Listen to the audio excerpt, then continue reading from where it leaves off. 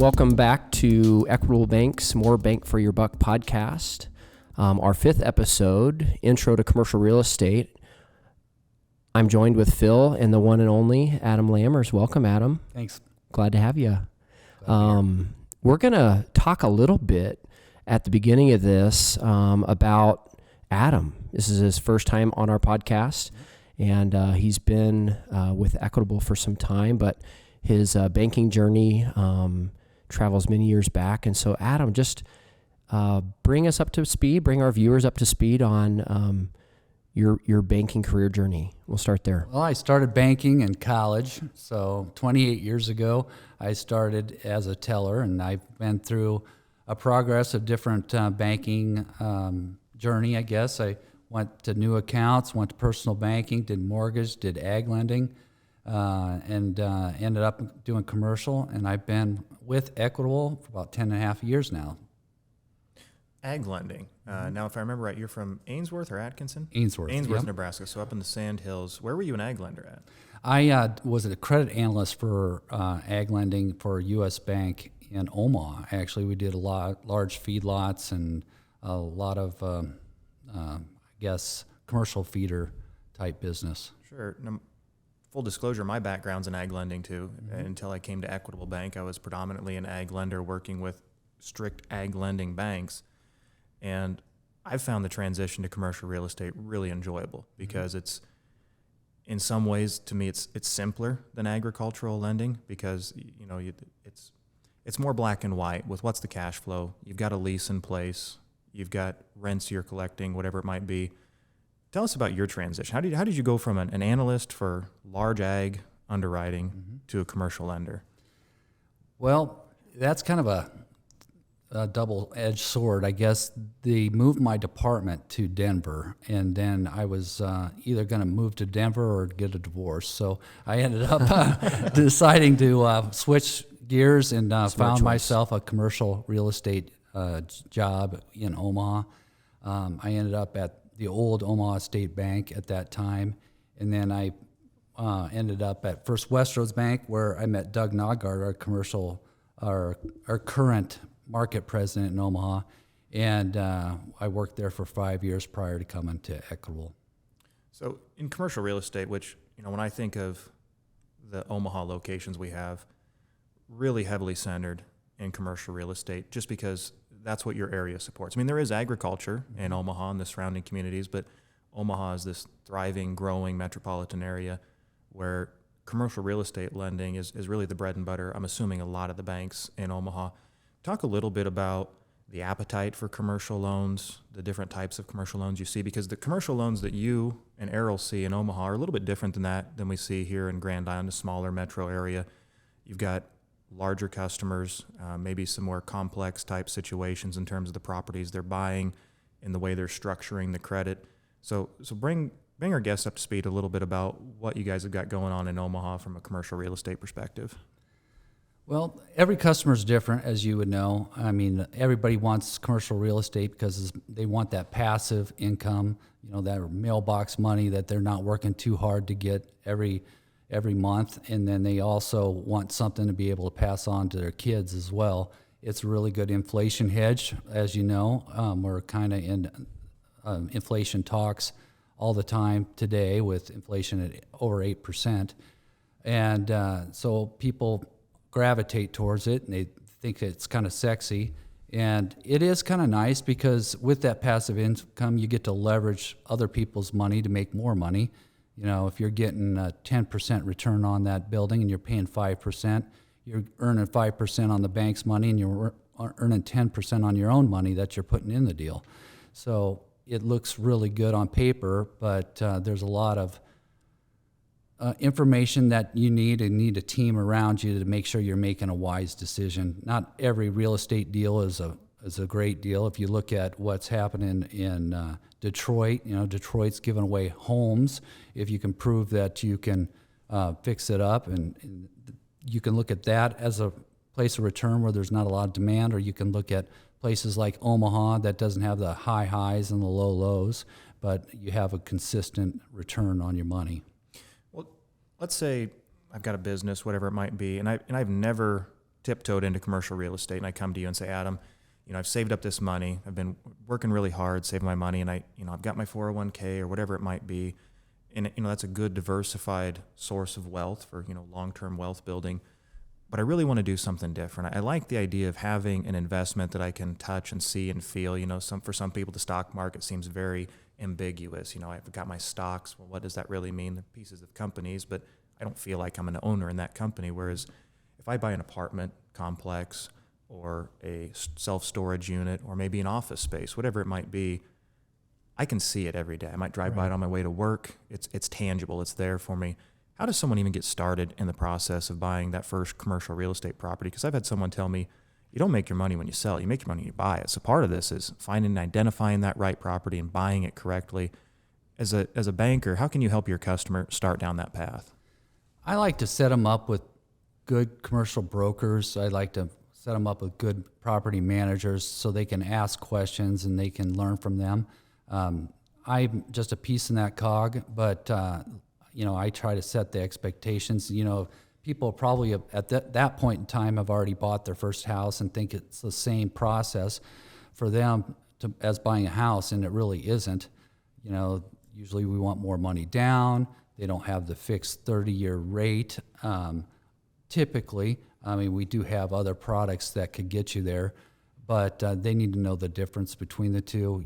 Typically speaking, we do a 5-year fixed deal on a 25-year AM, depending on the project, depending on the age of the project. And they need to have those expectations set up first. But I think we should explain to our listeners who are new to commercial real estate, because so much of what drives the investment decision-making process, if you're going to take on a project, whether it's a retail building or an apartment complex, whatever it might be, the first thing you need to ask is, aside from price, well, what's the cap rate? Because $1 million property, when you look at the property, boy, that looks like a great property for $1 million, but maybe the cap rate's only 3%. Who knows? Mm-hmm. And we should probably explain that that's like a PE ratio when they're in the stock market. It's the price of the building compared to the cash flow it brings you as that percentage.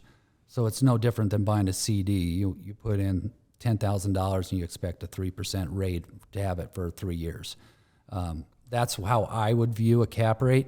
A cash on cash would be, all right, how much am I going to put in a down payment and what am I going to get back based off of that down payment by leveraging my bank financing? So for an example of that, just for round numbers, because that's how my brain thinks, $1 million property, 7% cap rate. That means you're going to get $70,000 net income. So after you collect your rents with adjustments for vacancy and losses, minus all your expenses, if you paid cash for that building, you would have $70,000 at the end of the year for your 7% cap rate. Correct? That's correct. Correct. And then in commercial real estate, everything's based on a square foot basis as well when you're looking at the property. And you want a broker to make sure that your property is the size, and so you're not overpaying for a property that they're marketing one way or the other. And then you want to also look at their books and verify that everything is legit, because you might not know that they're managing it themselves. You might not know that they're mowing the lawn, and there's added expenses if you take it over that doesn't bring you that $70,000 a year for what you're buying it for. So that's why you need a good team around you when you're buying commercial real estate. Well, really, it's no different than looking at a stock. I mean, you shouldn't, unless it's GameStop or something like that you just need to buy, because that's how that seemed to work. But you really need to do your due diligence on the front side. You just don't want to go buy the first property you find and fall in love with. I mean, there's a lot that goes into this purchase before you even go to the bank and say, well, this is what I've identified and this is what I'm going to buy. I mean, you should really take the time, like you say, to work with that team you put in place around you, work with the broker. Right. Let's take a look at the books. I mean, and if you're looking at a project that they're not willing to show you their P&L, their profit and loss statement on the property, run the other way. Right. Right. And you bring up a good point. Solid financial reporting is really critical when you're analyzing an asset purchase, possibly. And there's varying degrees of quality with regards to financial statements. And so for viewers out there that are thinking, wow, I really want to understand how this property is performing. Easy ways to do that, speaking into that, would be, getting copies of leases, making sure that the revenue that the financial statement is representing is actually represented in those leases, I think is an important part of that, kind of depending on the property itself. If it's a single family home, you've got one tenant, one family, one lease. But if you've got a commercial building, you're going to have commercial leases in place. Typically, those are 5 or 10-year leases, and really understanding those make a really important aspect of understanding how this is going to perform over time. What are the escalation clauses in that, right? What are the renewal options on the back end of that? What is that tenant responsible for with regards to triple nets, common area maintenances, those types of assessments? Is the property owner currently covering a lot of expenses for tenants, or are the tenants covering those themselves? Is that represented necessarily in the financial statements? And there are varying degrees of sophistication with regards to those reporting. You bring up a good point about vacancies in there. When you look at a multifamily property and you see a lot of vacancy, you might want to take another look at deferred maintenance. Did they fix everything up? Is the people moving out because they're not taking care of the property? Because you see a lot of times in these marketing brochures that they're maybe under market rents and they have a high vacancy. Well, they make it sound like a good property management company can take this over and your property is going to be worth more in the long run because you can bring those rents up to market. You can get it full and it's going to be worth more, and you're buying it initially below market. You just got to be wary. You got to have somebody that goes in and knows what issues it has. Does it have heating and air problems? Is it separately metered? Is another thing. You want to make sure that the tenants are paying for a lot of those things, what you mentioned. There's a lot of variances that you can run into. Well, and a lot of that speaks to a multifamily property, which when I think of commercial real estate in our market, the vast majority of the commercial real estate is non-owner occupied multifamily residential real estate. Now that's a lot of words basically to say an apartment building or a fourplex or whatever it might be. And with varying types of real estate comes varying capitalization rates, the amount of money you're going to get paid. And as a rule of thumb, the more work the property is, the more risk you have in the deal, you should get paid more. No different than a stock or any other investment. So if you're buying maybe an under-occupied commercial real estate property, where, like you say, we need to get rents up to market, it needs a little love, needs some fixing up, we need to get it fully occupied, you should be buying that at a much higher cap rate than, I always think of, some of those really low cap rate properties we hear of, the Chick-fil-A's, the Starbucks. They've got ironclad 20-year leases, but they might only be paying a 4 or 4.5% cap rate. So I think really it's doing that due diligence on the front side is, what kind of risk are you willing to take? How much work? Because it's passive income, but a lot of these properties are anything but passive. You're going to have a lot of work into it to get your money out of it. Mm-hmm. And I think people need to understand going in that the different types of commercial real estate there are and how you're going to get paid on each of those types. Because, to me, what sounds really easy is, well, I'm going to find a single tenant property with an ironclad 10-year lease, and I'm just going to sit back and wait for the check to hit the mailbox. But I think if COVID showed us anything, is that some of those ironclad leases, when push comes to shove, are anything but ironclad. And I know for the multifamily landlords, the government came out and said people don't have to pay rent. And I can't imagine what that would make me feel like if I've got a 40-unit apartment complex and all of a sudden the federal government came out and said, well, your tenants don't have to pay you. You still have to make your mortgage payment, but your tenants don't have to pay you. So I think when we talk about that, it's going into building your portfolio of commercial real estate. That's why when you talked about leverage, it's so important, because leverage really is what's adding risk to the deal. Could you talk a little bit about? Sure. A lot of people want to put less money down on these and use other people's money to make them more money, which in theory is a great idea. But you look at the current environment we're in, where interest rates have been climbing. Let's say 5 years down the road, you try to redo your loan and you can't increase your rents to the point where it makes the payment. Well, it's going to have to come out of your pocket. But if you would have put more money down up front, your payment would have been enough to be covered under this new rate environment that we have. You just have to be careful. Every scenario is different. If you have a really good personal financial statement currently and can make those payments, you want to make that risk. You can work with your lender to do that, but you're probably not going to get as good of rates and terms unless you put more money down.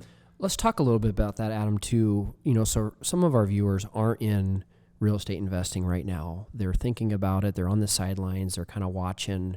Their experience, as you said, is I've bought my house. Mm-hmm. I've had 3 or 4 houses. I'm used to kind of the mortgage process.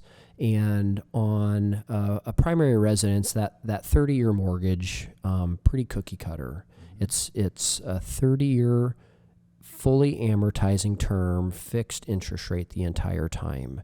And I think that is one of the significant areas of change when you're looking at non-owner occupied real estate as an investment in a non-mortgage product, because there are mortgage programs for those investment properties up to a certain number and based on your personal capacity to service those payments and have your debt to income in line.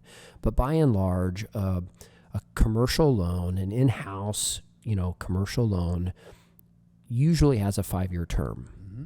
And it's usually amortizing, so the method of calculating your monthly payment is typically between 20 and 25 years, unless you want it to be shorter. And that really changes the game from a financing perspective. Talk into that a little bit so our audience really understands then what happens after 5 years. What does that do to cash flow when you have to go from a 30-year amortization to a 20? Talk a little bit about that. It mainly be like a 20, 25 year to a 15-year or 20-year after that 5-year period. But it's basically you just meet with your lender again, which actually is a good exercise, because we want to make sure that you are bringing your tenants up to market rents by that time. And if you're not, we will just have that conversation, because we want you to succeed, then we succeed. Right. Now, we're not out there just for a transaction. We make money when our customers make money. And to us, it's more of an education period, but rates could change in that 5 years. And, we kind of look at those numbers. We look at the futures market. We try to give you a heads up if things are going to happen. That's why it's important to work with a community bank, because you are not just a number. We're going to walk you through the process because we're in it together. Right. Mm-hmm. Well, and when we talk about an inflation hedge, in theory, you've bought your commercial property and you locked in. When you bought it at a 7 or an 8 cap rate, whatever it is. And the day you buy it, the day you close on your loan, you've got that 5-year fixed rate. You know what your cost of funding on your project is for 5 years. Mm-hmm. But in 5 years, when that resets, in theory, if rates are higher, it's because we've been in an inflationary environment. Mm-hmm. The value of your property should have appreciated to keep up with inflation, as well as the rents you could potentially collect. Now, whether that's from residents living in your property or whether it's a commercial tenant. And when we talk about those leases, that's why it's important to understand those leases, because if you've got a 5-year fixed rate, but your tenant has a commercial lease in place with a 10-year rate, without escalators, without built-in bumps, you have fixed your cost without fixing your cost of money. Mm-hmm. That's one of those added risks that, coming into a project blind, you might not see, but working with a commercial banker that has your best interest at hand, you have a relationship, they can point out some of those potential pitfalls along the way. Because if in 5 years your rate goes from 5% to 8% because we've stayed in an inflationary environment, whatever it is, but your rents don't raise with that in order to meet the new payment guidelines, you're going to really set yourself up to fail from the get-go. Mm-hmm. So, nope, you're right. You're right. And Adam mentioned, commercial real estate brokers, the knowledge that they have in the way that those leases are written, the contract language that needs to be in place, but also city code ordinances with regards to certain types of tenants. So let's say you have, a 2 or 3 story building, and it's office, retail kind of combined, and the main floor is empty. Your top 2 floors are full of office companies that have their employees sitting there doing their work daily, but you want to put a medical practice on the main floor. Well, there's going to be some specific parking parameters that are going to be associated with that specific type of tenant, that the city's going to require X number of spaces. Well, if you have a building that doesn't have the type of parking that you need, we've run into this a lot of different times, you'll never get that tenant. And if you never had that conversation up front with a broker that really analyzed that for you, you invested in an asset, paid a premium for it, and anticipating this type of tenant, and that first floor will sit empty because you can't ever put them in there. Or you're battling with neighbors to beg, borrow, and plead, can I get parking easements and those sorts of things. So again, to our viewers, gleaning off of experiences that your lenders had, that your brokers had, your attorneys seen, to just make sure that even what you hope to come from a property can even happen. Or those are things that we'll work through. I wouldn't mind talking about debt service. Let's do that. Yeah. A lot of times people don't understand what we're looking for when it comes to the amount of money we expect the property to make versus how much their payment is. For instance, if their payment's $1,000 a month and bringing in $1,000 a month in rent, they're at a break even, they're at a 1-to-1. We usually like to see them at 1.25 to 1, 1.25 to 1, which means they're bringing in 25% more in rent than they are in debt service or above is what we want to. And people don't really, when they're coming from the residential world, they look at debt to income solely when they're looking at buying their house. Well, and that margin of safety that cuts both ways. One, it's there to protect the bank and our investment in giving the money for the property, but it's there to protect the owner too, because quite frankly, if you're buying a property where the debt service on it is 1-to-1 or below, you are completely betting on capital appreciation of that property, because it's you've put your money in, your down payment in, and you're taking nothing out of it on a monthly basis. That's not what I would call an investment. Right. You don't have any money to put repairs and maintenance into the building to improve the building to increase that appreciation as time goes on. So 125, I think that's a really important metric for people to look at. And again, $1,000 a month payment, that means you're bringing in $1,250 a month after expenses, after taxes, after insurance, all in. That is the cash in your bank account at the end of the month to make that payment. And that's margin of safety. So you're taking something out of your investment. You have that money to put back in the property, because one of the things that I always hear a lot of people say, I love my commercial real estate for the depreciation. And depreciation, it's a tax thing. It's something that you get to claim on most commercial real estate. It's a 39-year life for depreciation against that property. And it's a non-cash item. You get to write it off against the income of that property. But we all know that there is actual physical depreciation in these properties. There's windows, there's HVAC units, there's roofs. Things go wrong. That money really should be set aside for those capital improvements 10, 15, 20 years down the road. That's why the tax code is written that way, to give you that benefit. Right. And that's something that as a lender, we're going to be asking, some of those questions up front. How old's the roof? How old's the mechanical systems? Have you walked the property, inside and out? And for multifamily, that gets hard. If it's a 30-unit apartment complex, to be able to say, yeah, I've been in all 30 units, and so sometimes you don't get that luxury. But understanding those, because those are going to be your primary largest line item expenses. But for that debt service coverage, we're also, as a lender, if we're prudent, we're calculating a maintenance reserve into those expenses.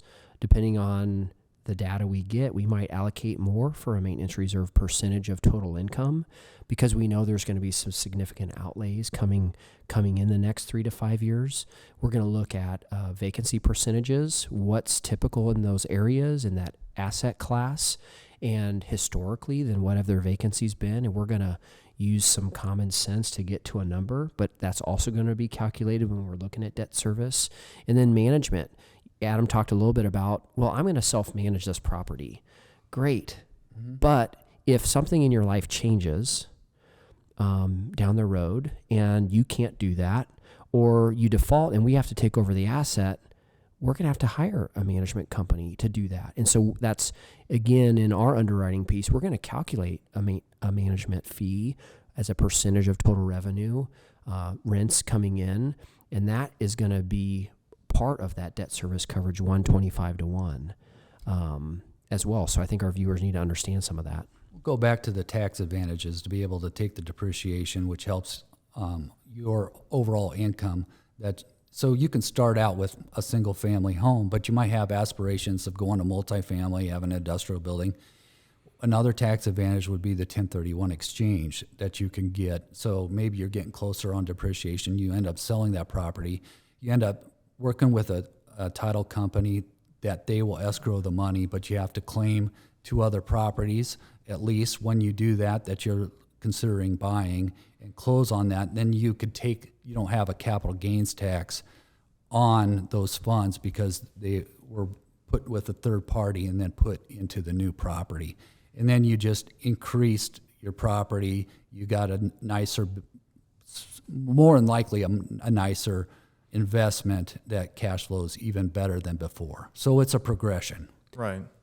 And a lot of times you have customers come in and they want to roll that money. Like you say, they bought a $100,000 single family home. They've had it for 10, 15 years, whatever it might be. They've paid down the debt and it's appreciated at the same time. So what was a $100,000 home is now a $200,000 home. Now, if they sell that, like to your point, say they've depreciated 50,000 of it and they sell it for 200,000. Well, you've got to pay long-term capital gains tax on $150,000, which by today's standards is a pretty big chunk of money. Yep. Or to your point, you identify other properties. You can take that 200,000 and you can roll it into a new property so long as you spend all of that $200,000. And you can spend less. You can do a partial 1031 exchange, which is way above my pay grade. I'm not an expert on partial 1031 exchanges, but I do know that as long as you're spending the same amount you're selling it for or above, you have a very clean 1031 exchange to keep that equity ball rolling into your next project and generating a higher return on your initial capital investment. And the 1031 exchange, I mean, that was a hot topic here the last year. I mean, there was serious concern that kind of that program was going to be eliminated, was going to go away. And so there is always, a risk too in strategy when influences, whether it's economic or legislative changes happen that eliminate those types of programs that allow you basically to roll profits of sale of real estate into the next project without having that capital gain taxable event that still could go away. Yep. We don't know. Right. We're at the mercy of the government. Yeah. A little bit. Well, and, we talked about debt service. That's one thing we as lenders look at. What's the debt service? What's the cash flow of the property? The other thing that I always think of with commercial real estate is leverage, because that's really, to me, that's the secret sauce that makes it a really great investment. That takes it from an average investment to just a tremendous investment, really. Because what we like to see in a perfect world, 30% down payment. You're buying $1 million property. You've got $300,000 in cash. That gets us to a 70% LTV. And I think it's important for our customers and our clients and our listeners to understand that even though you might find a situation where you can get by with a lesser down payment, 10%, 15%, whatever it might be, is it really the best investment decision for you? What happens if we do have a market correction? What happens if we do have an issue with a tenant? You don't have margin of safety built into your investment in a way that you can recapitalize that debt if you would have an issue. Talk a little bit about, in a perfect world, when a customer comes in to buy a property, talk about that loan to value, the leverage, and how that really works to amplify their investment. There's a lot of different ways we can tie into their existing equity. Let's say they had another commercial property that they have it paid off free and clear. We can tap into that equity in order for them to buy another building that cash flows them as well. But those are few and far between. It just depends on their situation, but it's really beneficial when they don't have a lot of cash on hand in order to do that. But on the other hand, us as bankers make sure that they can service the debt. We look for a primary source of repayment, which is the rents of the building. And then we look for a secondary source of repayment, and that would be them as a guarantor. And, why I say a guarantor is another thing is with commercial real estate, typically you don't have the property in your name. You'll want it in an LLC or some sort of other entity to have a corporate veil in case somebody gets hurt on the property. They don't want to come back at you. They'll just go back, have the ability to go after the LLC itself. It's just some added protection.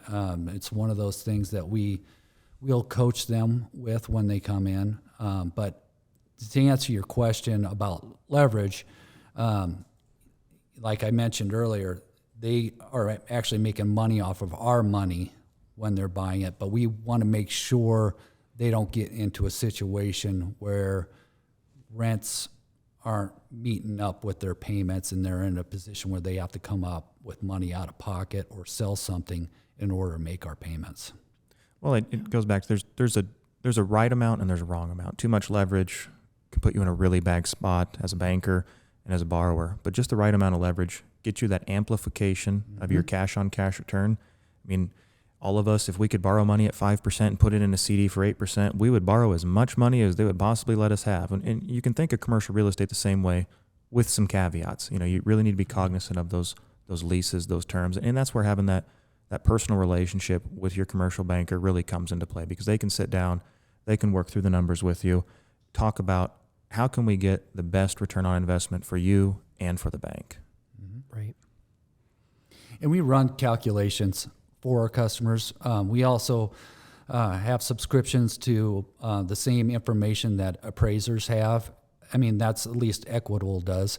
And we try to find comparable sales. We try to make sure that it's something that we would do personally, because if it wasn't, we treat it like it's our money, like we're a partner in the deal with you.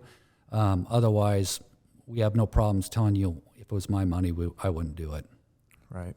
Because really, I think a commercial banker is it's part of your team, as you said before. You should have a good relationship with your commercial banker. You should be on a first name basis. You should know who they are. You should probably have their phone number and be able to pick up the phone and say, hey, I'm looking at this property. What do you think? Because if nothing else, it's another opinion. You can use them as a sounding board. They're going to know the ins and outs of your business, right, hopefully as well as you do, and understand your cash flow situation. And really, if that's a good investment and prudent investment for you at this time.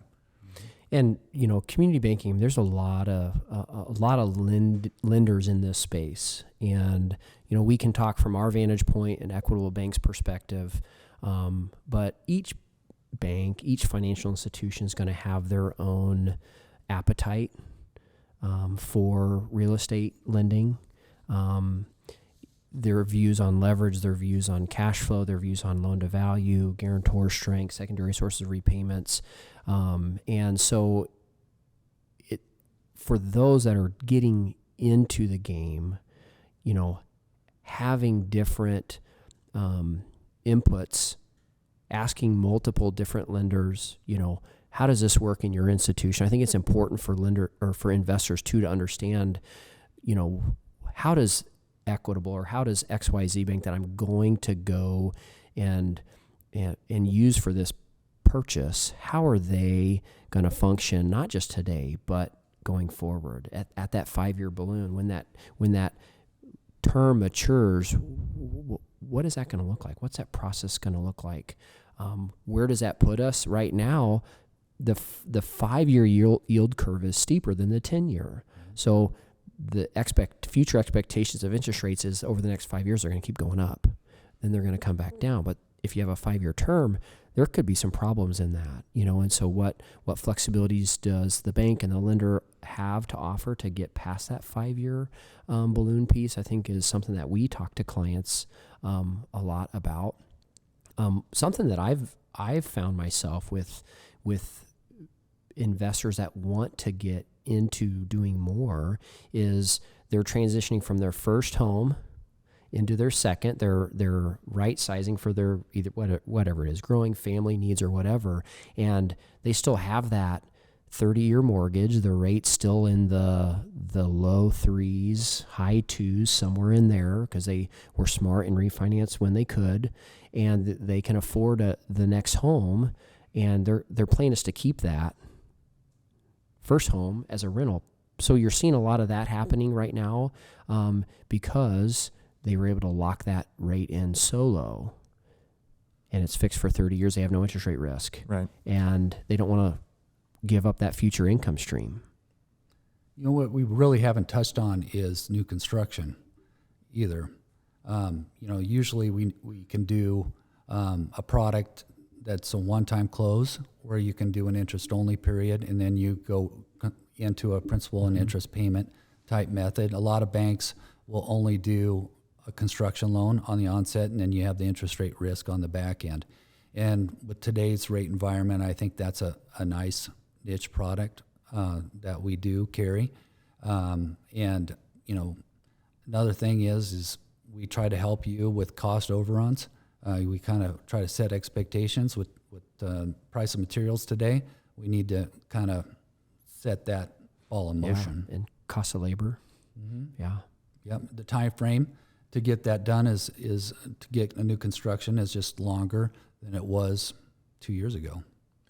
Well, and to circle back, it all comes back to your relationship with your lender.